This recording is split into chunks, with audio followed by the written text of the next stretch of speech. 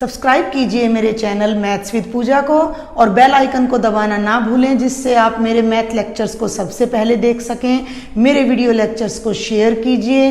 Thank you. Hello students, welcome again. आज का हमारा टॉपिक रहेगा ऑपरेशंस ऑन सेट्स, बट उससे पहले हम एक छोटी सी इंट्रोडक्शन लेंगे वेन डायग्राम्स की। वेन डायग्राम हम सब जानते हैं कि पिक्टोरियल वे में किसी चीज़ को रिप्रेजेंट करना डायग्राम हो जाता है।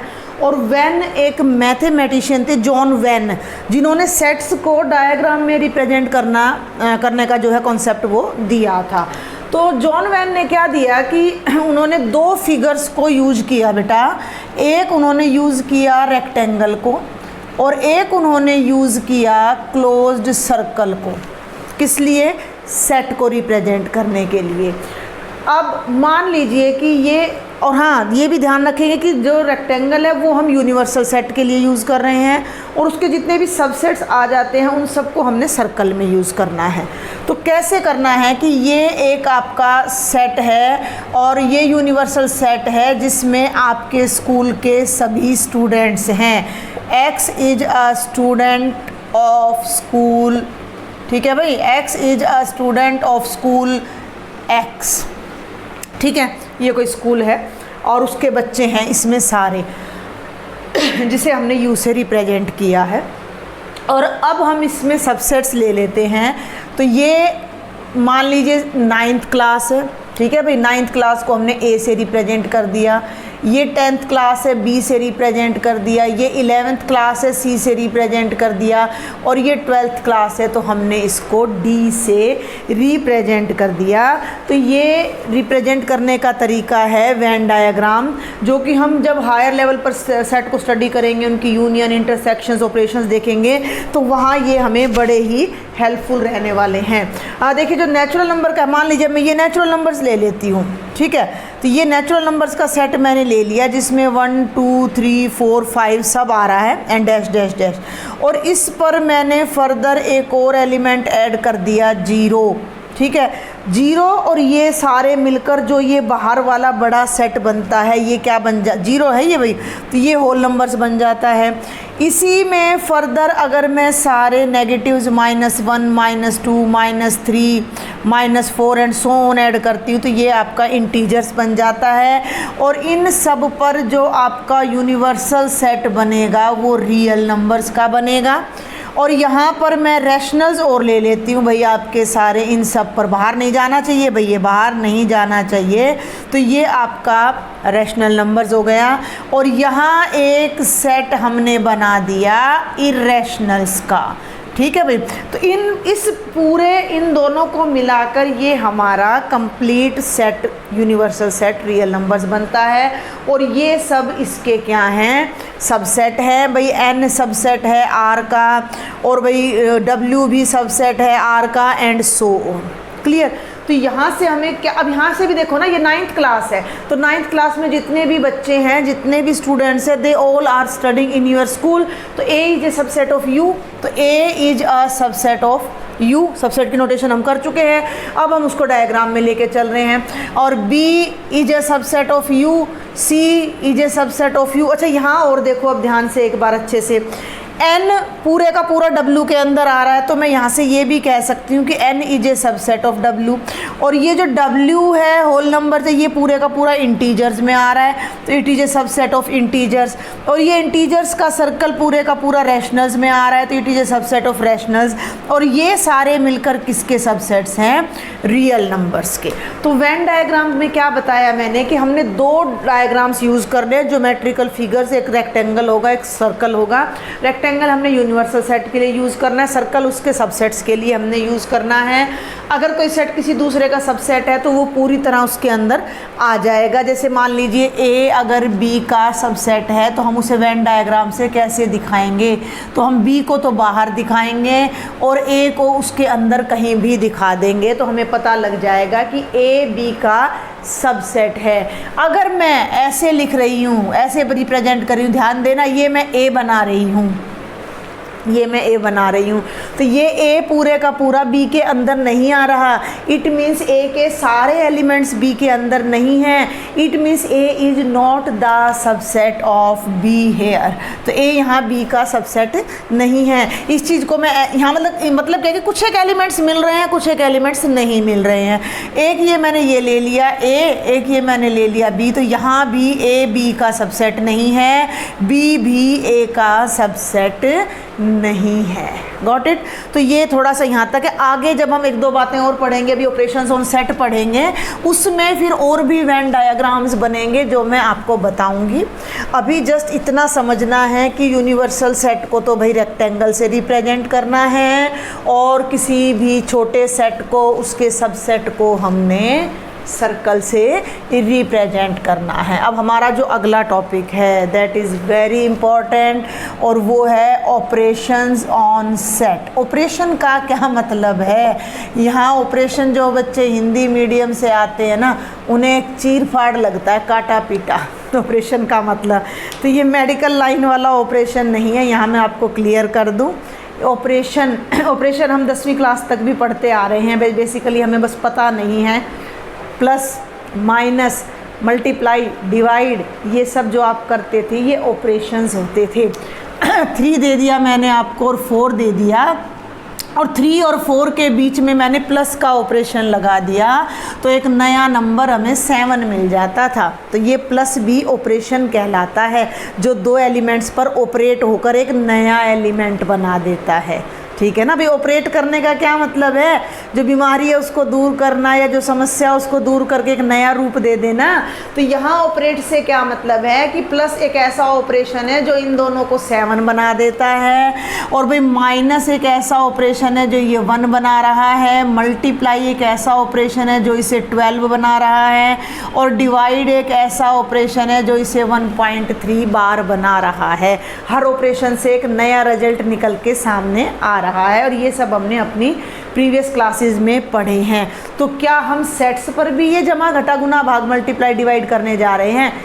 कुछ ऐसा ही है, लेकिन वो बिल्कुल अलग है। तो सबसे पहला जो हमारा कॉन्सेप्ट आ जाता है ऑपरेशंस का, वो आ जाता है union of sets. Union of sets, बिल्कुल भी कोई भी मुश्किल रिजल्ट ये हमारा नहीं है। हम इसको पहले एक एग्जांपल की हेल्प से समझेंगे, उसके बाद मैं आपको इसकी मैथमेटिकल और टेक्निकल डेफिनेशन दूंगी कि एक्चुअल में यूनियन होती क्या है। यूनियन माने एकता, यूनियन स्ट्रेंथ, एकता में बल है। एकता माने एक कर देना, मिला देना। ठीक है। तो यहाँ हम एक एग्जांपल ले लेते हैं कि मैंने मान लिया कि ए कोई सेट है which contains 1 2 3 4 5, and B is another set which contains 2 4 6 8 और 10, और हमने अब इन दोनों की यूनियन करनी है। ध्यान से समझेंगे, शुरू में समझाने में तो देखो थोड़ा मैं टाइम लेती हूँ। तो union of A and B, ये हमने अब सीखना है कि ए और बी की यूनियन करनी है। भाई 2 तो चाहिए ना ऑपरेट करने के लिए, भाई 2 एलिमेंट तो कम से कम चाहिए ऑपरेट करने के लिए। जमा घटा गुना भाग के लिए भी आपको 2 एलिमेंट्स चाहिए थे। तो union of A and B means, अब क्या हम इसको इतना बड़ा लिखेंगे? नहीं, मैथ्स में हम सिंबल यूज़ करते हैं, बार बार मैं आपको बता रही हूँ। तो इस चीज़ को हम लिखेंगे ए यूनियन बी। जैसे प्लस के लिए वो सिंबल है, माइनस के लिए यूनियन के लिए यू का सिंबल है। और इस यूनियन का मतलब क्या है? तो ए यूनियन बी से मतलब है कि सेट ए यानी 1 2 3 4 5 यूनियन सेट बी। ठीक है भाई। यहाँ तो मैंने इनका नाम लिखा था, अब मैंने यहाँ सेट ए लिख दिया, यूनियन सेट बी।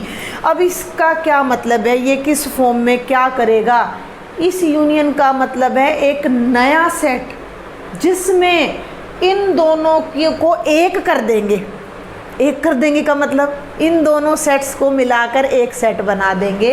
ये 5 बच्चे डांस में भाग ले रहे थे, ये 5 बच्चे सिंगिंग में भाग ले रहे थे किसी कंपटीशन में किसी स्कूल में, और इनको सबको एक ग्रुप में बिठा दें तो वो नया सेट, वो नया कलेक्शन इनकी यूनियन हो जाएगा। बहुत ध्यान से सुनिएगा मेरी बात को। ए यूनियन बी में दोनों को कंबाइंड का मतलब 2 कलेक्शन का एक कलेक्शन बना देंगे। तो 1 पहले इसके एलिमेंट्स लिखते हैं 2 3 4 5 2, भाई 2 तो यहाँ आ लिया तो दोबारा नहीं लिखेंगे, बच्चा तो एक ही है, वो सिंगिंग में भी है, डांसिंग में भी है। 4 भी यहाँ आ लिया, 6 नहीं आया है, 8 नहीं आया है और 10 नहीं आया है। तो ये आपका बन रहा है ए यूनियन बी। समझ पा रहे हैं? ए एक सेट था, बी दूसरा सेट था, उन दोनों की यूनियन करने का मतलब दो सेट्स को यूनाइट कर देना, एक कर देना दो सेट्स को, यानी उनके सारे एलिमेंट्स को एक जगह लिख लेना। But while writing down you must have to take care that we will write one element only once. हम रिपीट नहीं करेंगे। 2 इधर भी था, इधर भी। एग्जाम्पल मैंने आपको बड़ा आसान सा दिया है कि ये 5 स्टूडेंट्स सिंगिंग में हैं, ये 5 स्टूडेंट्स डांसिंग में हैं, इनको एक ग्रुप में बिठा दिया, भाई यहाँ बैठ जाओ, अभी तुम्हारा कंपटीशन शुरू होगा। तो ये 2 दोनों में पार्टिसिपेट कर रहा है तो यहाँ तो एक ही बार आएगा, 4 दोनों में कर रहा है तो यहाँ एक ही बार आएगा। 5 + 5 10 एलिमेंट्स थे, लेकिन यहाँ राइट करते टाइम हमारे पास 8 एलिमेंट्स आ रहे हैं, क्योंकि ये 2 एलिमेंट्स हमारे रिपीट कर गए हैं, तो उन्हें हमने यहाँ नहीं लिखना है। तो this is called union of sets. Clear? बहुत आसान है। इसी के पैरेलल मैं पहले आपको सेकंड ऑपरेशन भी बताऊंगी, और वो सेकंड ऑपरेशन क्या है? वो है इंटरसेक्शन ऑफ 2 सेट्स, या नहीं 2 तो नहीं कहूँगी मैं, बस इंटरसेक्शन ऑफ सेट्स। ये भी कोई बिल्कुल नया नहीं है। इंटरसेक्ट वर्ड हमने अपना 10th क्लास में पढ़ा, that 2 lines intersect each other at 1 point. भाई 2 लाइन्स एक पॉइंट पे इंटरसेक्ट कर रही है तो ये इनका कॉमन पॉइंट है। चैप्टर 3 में जब लाइंस इंटरसेक्टिंग होती है तो उनका एक कॉमन सॉल्यूशन आता है, तो कॉमन पॉइंट है। तो सेट की इंटरसेक्शन से क्या मतलब है? सेट के कॉमन पॉइंट्स। तो अगर हमने ए और बी की इंटरसेक्शन करनी है, intersection of sets A and B, तो इसके लिए क्या सिंबल लगेगा पहले तो ये समझना है। तो ए इंटरसेक्शन बी, ये सिंबल लगेगा उल्टा यू इंटरसेक्शन के लिए। 2 सेट्स की इंटरसेक्शन का मतलब है उन दोनों के कॉमन एलिमेंट्स को लिखना। जैसे अभी ये इसी एग्जांपल को मैं पिक कर रही हूँ, 1 2 3 4 5 इंटरसेक्शन 2 4 6 8 10। क्लियर? तो हमें इन दोनों की इंटरसेक्शन का मतलब है कि 2 सेट्स का एक नया सिंगल सेट बनाना है, जिसका नाम होगा ए इंटरसेक्शन बी, और उस सेट में वो एलिमेंट्स आएंगे जो दोनों के कॉमन हैं। जो बच्चे सिंगिंग में भी पार्टिसिपेट कर रहे हैं और जो बच्चे डांसिंग में भी पार्टिसिपेट कर रहे हैं, 2 4 2 और 4। ठीक है? और उनको एक एक बार ही हमने राइट डाउन करना है। तो ये आ जाएगा ए इंटरसेक्शन बी। आपने बहुत ध्यान से इसको समझना, जिन बच्चों ने आगे मैथ्स में कैरियर बनाना है। Set is the basic. आपकी प्रोबेबिलिटी में आपका सारा कुछ ये सेट पर ही डिपेंड करता है। आपका रिलेशंस एंड फंक्शंस सारा सेट पर आपका डिपेंड करता है। तो ये बहुत इंपॉर्टेंट टॉपिक है। कहीं आप सोचो कि तो बड़ा आसान है, इसमें कुछ भी नहीं है, न्यूमेरिकली कुछ भी नहीं होता है, लेकिन जब हम इनकी थ्योरम्स, इनके रिजल्ट्स अंडरस्टैंड करते हैं तो वहाँ पर ये बेस क्लियर होना बहुत ज़रूरी होता है। तो न्यूमेरिकल्स तो बहुत आसान है, हर बच्चा कर लेता है न्यूमेरिकल्स। ए कोई सेट है, बी कोई सेट है, मैं फिर से रिपीट कर रही हूँ, तो उनकी जो यूनियन होगी वो उन दोनों सेट्स के सारे एलिमेंट्स को कंटेन करेगी, बशर्ते 1 element is counted only once. एक एलिमेंट एक ही बार लेना है। और उनकी इंटरसेक्शन अगर हम 2 सेट्स की बना रहे हैं तो वो इंटरसेक्शन उनके केवल कॉमन एलिमेंट्स को ही काउंट करती है। Got it? यहाँ पर हम एक एग्जांपल और ले लेते हैं। मान लीजिए x मैंने ले लिया 1 3 5 और y मैंने ले लिया 2 4 6, और अब मैं जब x इंटरसेक्शन y करती हूँ तो क्या इनमें कोई कॉमन एलिमेंट आपको विजिबल है? नहीं है। इट मीन्स ये एम्प्टी होगा। तो 2 सेट्स की इंटरसेक्शन एम्प्टी भी हो सकती है। ठीक है भाई? आप इसको एक और एग्जांपल से समझ सकते हो कि भाई ए कोई सेट है students of class 11th, set of class 11th students. ठीक है ना भाई? ये मैं कोशिश करती हूँ कि आपके स्कूल के एग्जांपल्स लूँ तो आपको आसानी हो जाए। Set of class 12th students, clear. अब जब आप इनकी यूनियन करोगे तो इसमें क्या आ जाएगा, set of all students of 11th and 12th। Union का मतलब सारे 11th के भी और 12th के भी। लेकिन जब मैं इन्हीं दो सेट्स की इंटरसेक्शन करूंगी तो वो एम्प्टी आएगी, क्योंकि जो स्टूडेंट 11th में एनरोल्ड है वो 12th में एनरोल्ड नहीं होगा। तो ये मैंने दो एग्जाम्पल्स देकर आपको यूनियन और इंटरसेक्शन का एग्जाम्पल समझाने की कोशिश की है। अब मैं आपको इसकी डेफिनेशन से पहले डेफिनेशन से पहले 2-3 एग्जाम्पल्स ले लेती हूँ यूनियन के, जो आपकी बुक के हैं एनसीईआरटी की। जल्दी से देखिए एग्जाम्पल नंबर 12 एनसीईआरटी। ठीक है भाई, ये है आपका एग्जाम्पल नंबर 12। ए आपको दे रखा है 2, 4, 6, 8 और भाई बी आपको दे रखा है 6, 8, 10, 12। 6, 8, 10 और 12। और क्वेश्चन क्या है, फाइंड ए यूनियन बी। आपने कुछ भी नहीं करना, जस्ट यहाँ जाना है, सॉल्यूशन में ए लिखना है, बी लिखना है और अगले लाइन में उसकी यूनियन लिख देनी है। तो ये ए, ये तो देखो स्टेटमेंट नोट की है मैंने आपके लिए। जब आप सॉल्यूशन करोगे तो डायरेक्ट आंसर नहीं लिखोगे, पहले आप राइट करो ए 2, 4, 6, 8, फिर आप राइट करो बी 6, 8, 10, 12। अब आप यहाँ direct A union B write कर सकते हो, जिसमें दोनों के सारे एलिमेंट्स आएंगे, एक नया सेट बनेगा। 2 पहले तो इसके एलिमेंट्स ले लो सारे, 2, 4, 6, 8 आ गया, अब 6 फिर आ गया, 8 फिर आ गया, तो ये हो गया 10 और भैया ये हो गया 12 और ये आपका बन गया ए यूनियन बी। इंटरसेक्शन इन्होंने पूछा नहीं है, फिर भी मैं बता रही हूँ, ए इंटरसेक्शन बी जब आप यहाँ करिएगा तो ए इंटरसेक्शन बी में वो एलिमेंट्स आएंगे which are common in both. तो 6 कॉमन है और 8 कॉमन है, तो आपका क्या आ जाएगा 6, 8। तो देखो एग्जाम्पल्स तो बेटा बहुत ईजी हैं। और देखते हैं अब हम अगला एग्जाम्पल। नेक्स्ट है आपका एग्जाम्पल नंबर 13। एग्जाम्पल नंबर 13, इनसे ना छोटे छोटे एग्जाम्पल से बड़े इंपॉर्टेंट कंक्लूजन भी निकल कर सामने आएंगे। देखिए ए इन्होंने लिया वॉवल्स का set A, E, I, O, you. सीधा मैं यहाँ सॉल्यूशन कर रही हूँ अब आपका। और बी सेट लिया गया है ए, आई, यू। क्वेश्चन क्या है कि show that A union B is equal to A. यहाँ मैं 1-2 और अच्छी इंपॉर्टेंट बातें अब आपको बताऊंगी। पहले तो हम इनकी यूनियन ही ले लेते हैं, ए यूनियन बी करते हैं। भाई ध्यान देना, ए और बी को जब मिलाओगे तो देखो ना, ए भी यही है, आई भी यही है, यू भी यही है, ये तीनों तो इसी में आ गए, तो पूरा यही बन जाएगा ए, ई, आई, ओ, यू। अब ए भी आ लिया, आई भी आ लिया, यू भी, तो यही बन गया। तो ये तो हो गया ए यूनियन बी और ये ए सेट के ही बराबर आ गया। तो ये हमने यहाँ पर रिजल्ट को प्रूव कर दिया। तो क्वेश्चन तो हमारा एक ही लाइन का था, बट अब यहाँ जो बात मैं आपको बताने जा रही हूँ वो आपने बड़ा ध्यान देना है। अगर आपको सबसेट समझ आ गया हो तो आप ध्यान से देख सकते हो कि क्लियरली ऑब्वियसली बी क्या है, बी ए का सबसेट है। बी ए का सबसेट है, बी के सारे एलिमेंट्स ए में हैं। भाई ये 5 बच्चे तो 11th क्लास में हैं और ये 3 बच्चे वो हैं जो मैथ्स ले रहे हैं। जब 11th क्लास को और मैथ्स के बच्चों को मिक्स करोगे तो यही सारे तो फिर से आ जाएंगे। अब यहाँ जो टेक्निकल बात मैं बताने जा रही हूँ कि बी ए का सबसेट है, बी छोटा है ए बड़ा है, बी के सारे एलिमेंट्स ए में हैं। तो जब आप इनकी यूनियन करेंगे तो आपका जो आएगा वो आंसर ए के बराबर आएगा। इसे मैं वेन डायग्राम से दिखाती हूँ। ये आपका सेट ए है, ठीक है, which is larger than B. ये आपका सेट बी है जिसके सारे एलिमेंट्स ए में ही हैं। अब जब आप इनको कंबाइन करोगे, मिक्स करोगे, यूनियन करोगे तो बाहर से एलिमेंट्स कहाँ से लाओगे, यही तो सारे आ जाएंगे। तो यहाँ जो कंक्लूजन निकलता है कि अगर सबसेट और सुपर सेट की यूनियन करें तो सुपर सेट आता है। सबसेट यूनियन सुपर सेट करेंगे तो हमेशा हमारा सुपर सेट आएगा। और ये 5-7 क्वेश्चन जब आप अटेम्प्ट कर लोगे तो अपने आप आपके माइंड में ये बात आ भी जाएगी कि येस इट्स राइट। ठीक है भाई। और एक और एग्जाम्पल नंबर 14 आप देख लीजिएगा। एक्स एक सेट है जिसमें 3 स्टूडेंट्स हैं, मैं रब करते करते बोल रही हूँ, आप अपनी बुक में ध्यान देंगे, जिसमें राम, गीता और अकबर है।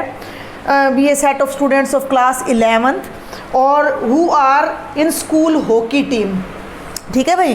3 स्टूडेंट्स हैं जो स्कूल की हॉकी टीम में हैं। वाई एक सेट है जिसमें गीता, डेविड और अशोक हैं, उसी क्लास के बच्चे हैं। Which are in the football team, ठीक है, which are in the football team. तो ये कह रहा है कि एक्स यूनियन वाई बनाइए एंड इंटरप्रेट द सेट। तो देखिए एक्स सेट में तो 3 बच्चे हैं आपके। We are doing example number 14 of NCERT। These are Ram, Gita and Akbar भाई, ठीक है। वो बच्चे हैं जो किस में हैं आपके, हॉकी में हैं, प्लेइंग हॉकी, क्लियर। और वाई में है Gita, Ashok and one more, yes, Gita, Ashok and David, clear. ये वो बच्चे हैं जो फुटबॉल की टीम में हैं। हमने बनाना है एक्स यूनियन वाई। तो देखो गीता और अशोक दोनों में हैं, तो ये बन जाएगा राम, गीता, अशोक। अच्छा भैया ठीक है, 1 मिनट, यहाँ कुछ गड़बड़ है। ये अकबर है और वो अशोक है, ठीक है भाई। ये राजा अकबर हैं, ये राजा अकबर हैं, और ये महाराज जो हैं ये सम्राट अशोक है, ठीक है। तो यहाँ अब गड़बड़ हो जाती नहीं तो, ठीक है ना। A for Ashok, A for Akbar, तो ये गलती नहीं करना। तो राम, गीता, अकबर, और गीता यहाँ फिर आ रही है, और ये बेटा जी अशोक, और ये आपका डेविड। ये 5 स्टूडेंट्स इसमें आ जाएंगे। तो ये अब इसको कह रहा है कि इसको इंटरप्रेट करो, यानी इसे समझाओ कि इस टीम में कौन कौन है। तो मैं यहाँ आपको बता दूँ कि एक्स यूनियन वाई में वो बच्चे हैं जो या तो हॉकी खेल रहे हैं, या फुटबॉल खेल रहे हैं, या दोनों ही गेम्स खेल रहे हैं। तो इसकी जो इंटरप्रिटेशन होगी वो ये होगी कि X union Y contains those students. ये इंटरप्रिटेशन बड़े ध्यान से समझनी है, इसी से हमारी डेफिनेशन निकल के आएगी यूनियन की। It contains those students who are playing either in, ध्यान देंगे, आइदर इन हॉकी टीम, ठीक है भाई, आइदर इन हॉकी टीम और इन फुटबॉल, और बोथ, ठीक है भाई। ये बात समझनी है ध्यान से कि इस सेट में जो भी बच्चे आ रहे हैं वो या तो हॉकी में खेल रहे हैं, या फुटबॉल के लिए खेल रहे हैं, या दोनों के लिए खेल रहे हैं। तो यहाँ से हमारी A यूनियन B की मैथमेटिकल डेफिनेशन क्या आती है, ध्यान से सुनना, कि A यूनियन B की सेट बिल्डर फॉर्म लिख रही हूँ अब मैं यहाँ, कि वो X आएंगे A यूनियन B में जो एलिमेंट्स हैं वो X हैं कि X बिलोंग्स टू A और X बिलोंग्स टू B, ठीक है। ध्यान कैसे भाई, ये एक्स यूनियन वाई है, ये राम है, तो राम एक्स में हो गया। गीता भी एक्स में हो गई और वाई में भी हो गई। अकबर एक्स में हो गया। अशोक एक्स में नहीं है तो वाई में हो गया।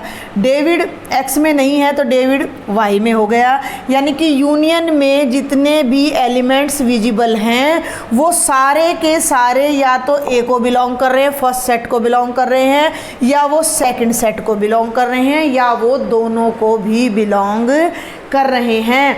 तो ये जो आपकी डेफिनेशन मैं यहाँ लिख रही हूँ कि यूनियन की, ये आपकी डेफिनेशन सेट बिल्डर फॉर्म में आपको समझ में आनी बहुत ज़रूरी है, क्योंकि इसी पर आपके फर्दर थ्योरम्स क्वेश्चंस निकल के आते हैं अगर आप अदर बुक्स करते हो तो ये A यूनियन B की सेट बिल्डर फॉर्म है कि X either X belongs to A और X बिलोंग्स टू B।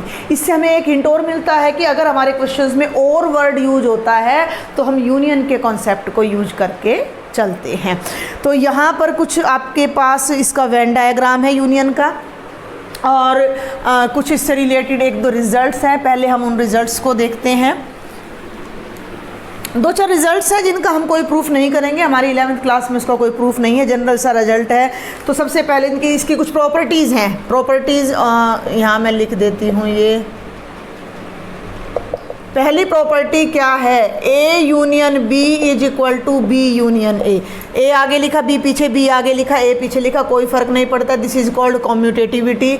अगर आपके पास 3 सेट्स हैं और आप A union B union C कर रहे हो तो आप उनका ऑर्डर किसी तरह से भी चेंज कर सकते हो। That is called associativity.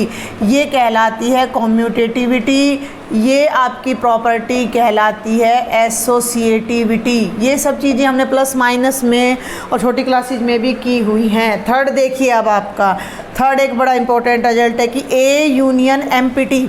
अभी कर लेते हैं। ए मैंने ले लिया 1 2 3 और एमपीटी तो एमपीटी ही है, दोनों की यूनियन कर लो भाई।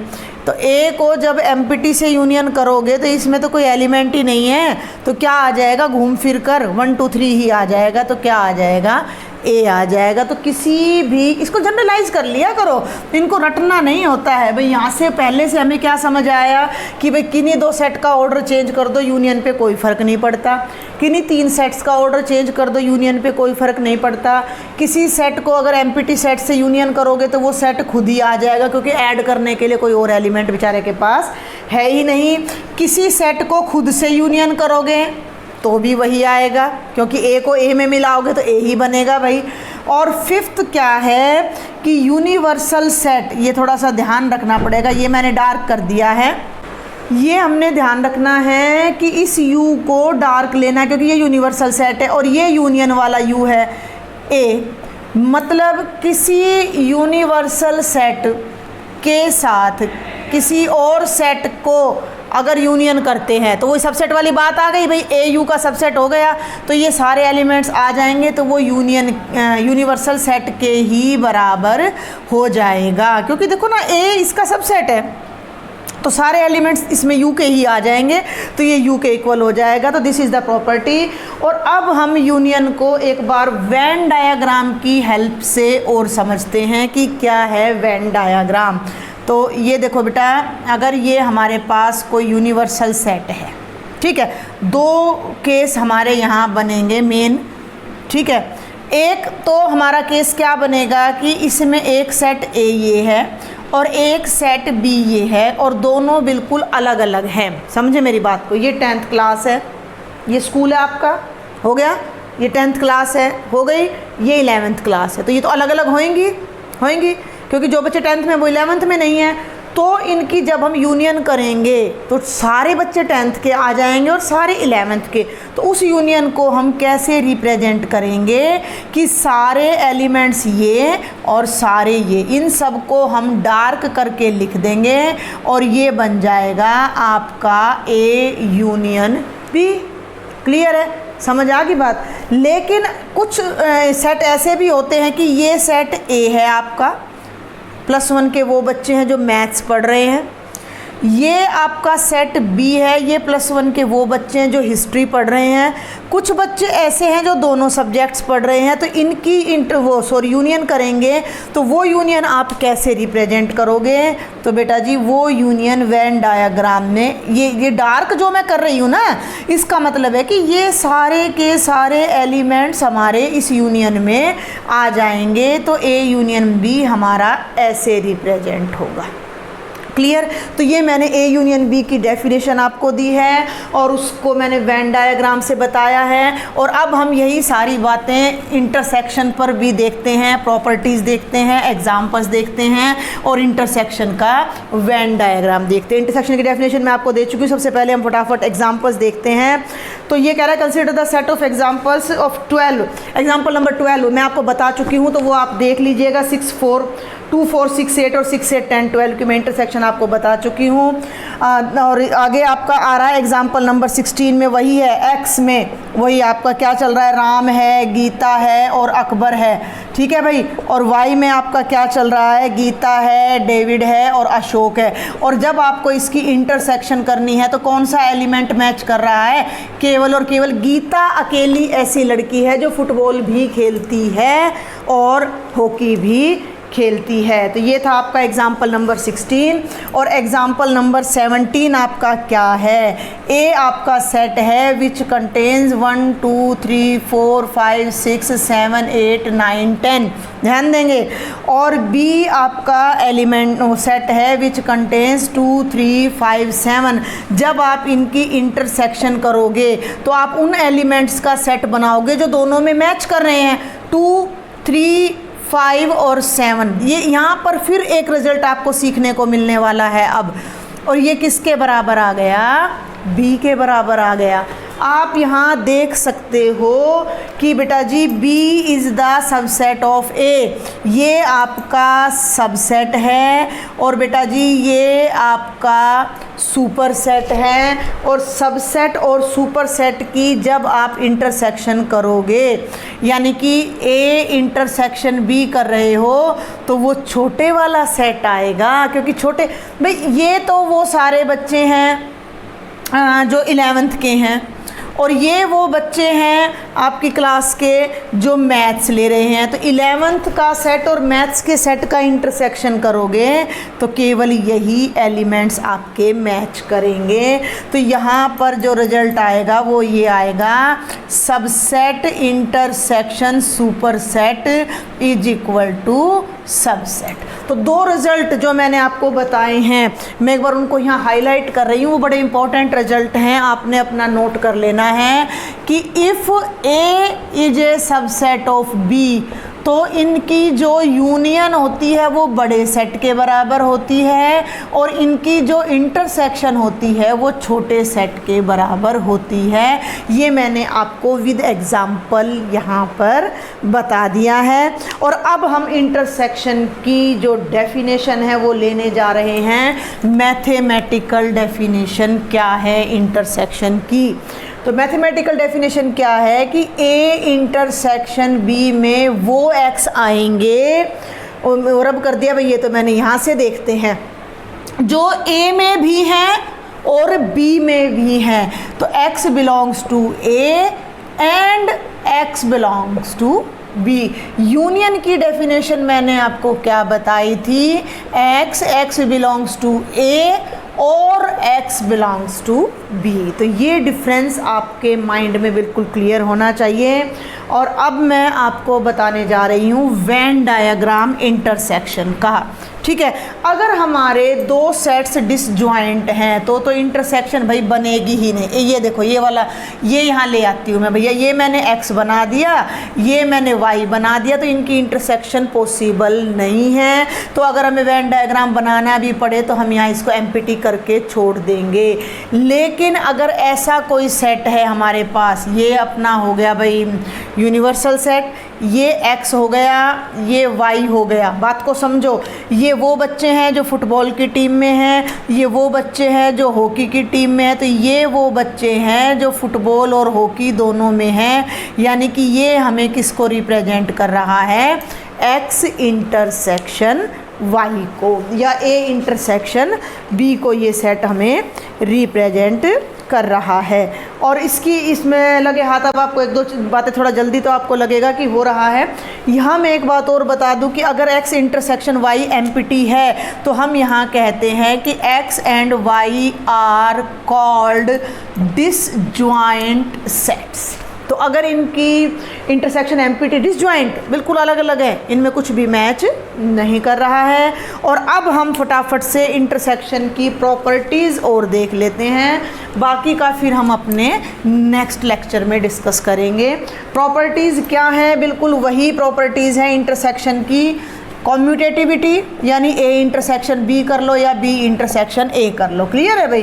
सेकंड प्रॉपर्टी भी बिल्कुल इजी है, A intersection B intersection C कर लो, या भाई A intersection B intersection C कर लो। और भैया थर्ड प्रॉपर्टी आपकी क्या है कि A इंटरसेक्शन फाई, किसी सेट A को, A में है भाई 1 2 3 और फाई में कोई नहीं है, और जब इनकी इंटरसेक्शन करोगे तो इसका क्या मतलब है? वो एलिमेंट्स जो दोनों में कॉमन है, अब दोनों में तो कुछ नहीं मिल रहा, कुछ नहीं मिल रहा, तो ये क्या आ जाएगा? एम्प्टी आ जाएगा। और भैया फोर्थ आपका क्या है?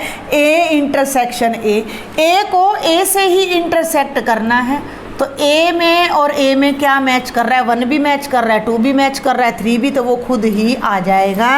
और फिफ्थ रिजल्ट है यूनिवर्सल सेट इंटरसेक्शन ए, तो वो ए के बराबर आ जाएगा, जिसका अभी मैंने आपको 17th एग्जाम्पल करवाया है।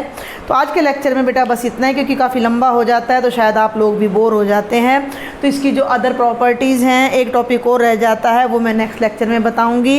टिल देन आप इसके काफ़ी सारे क्वेश्चंस कवर कर सकते हो, 8-9 क्वेश्चन, 8 के आसपास क्वेश्चंस आप इसमें कवर कर सकते हो। फिर भी अगर आपको कोई डाउट रहता है, कोई प्रॉब्लम है, do right me in the comment box. Don't forget to share my lectures and subscribe my channel. Thank you.